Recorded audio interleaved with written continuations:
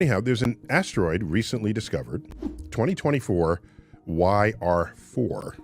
That's its designation. And you know that was discovered late in the year 2024 because the letters are late in the alphabet. In fact, I think it actually puts us in December for 2024. The size of the asteroid is still uncertain, but we know it's somewhere between 50 and 100 meters. Some of that uncertainty will be overcome by tasking the James Webb Space Telescope.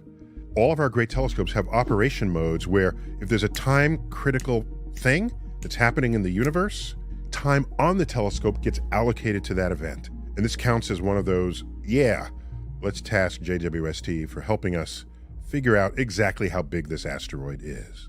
The right question to then ask is how much damage would it do? These things are moving very fast. The closing speeds are typically 20, 30, 40, can be as high as 50 kilometers per second. So that's a lot of kinetic energy being brought in. A good rule of thumb here is that the crater would be about 10 to 20 times the size of the asteroid itself. So 10 to 20 times something that's almost 100 meters, it would leave a crater between 1 and 2 kilometers across, right? A little less than a mile, perhaps. If the asteroid hit a city, leaving a crater nearly a mile across, that would be completely devastating, destroying many buildings, killing many people. Most of Earth is water.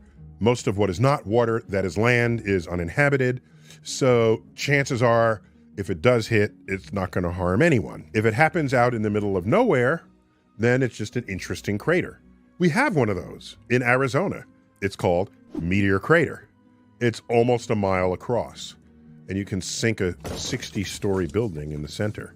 And when you add it all up using this sort of arcane metric for describing the size of explosions, it would land at about between 8 and 10 megatons. 8 and 10 million tons of TNT, which was this metric invoked during the Cold War and the arms race to describe how much energy was being released with our nuclear weapons.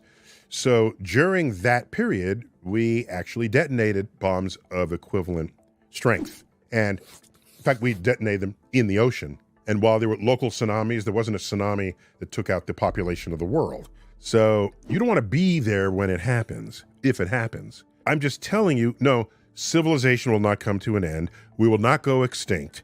We will not have to worry that we will suffer the same fate as the dinosaurs. So chill on that.